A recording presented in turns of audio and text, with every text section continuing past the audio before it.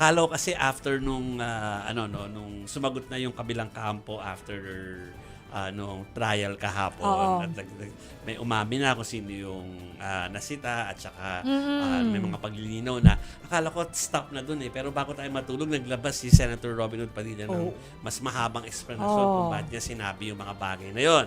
So ito po yung paglilinaw na iginawa po ni Senator Robin Hood Padilla na fairness o yung pagiging patas ang kanyang hinihingi. Kasunod po yan, naging payag niya na huwag maging one-sided ang prosekusyon sa impeachment trial ni Vice President Sara Duterte kahapon. Ang dagdag pa po ng senador, kung ang mga testigo raw na may kaso ay pwedeng humarap sa paglilitis, sana huwag daw pagkaitan ng pagkakataon ng mga senator judges na nasa parehong sitwasyon, lalo na kung hindi raw convicted. Kasalukuyan kasing nakakulong ang kapwa minority senators na sina Jingo Estrada at Rodante Marcoleta sa New Quezon City Jail.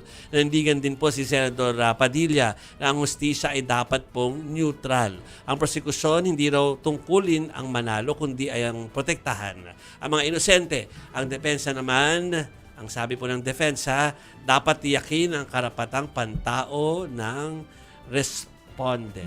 In this Pero case, diba, VP malinaw Sara. na sa impeachment court kahapon na sinabi na yung pinagdududahan na may perjury cases, wala daw ganun existing.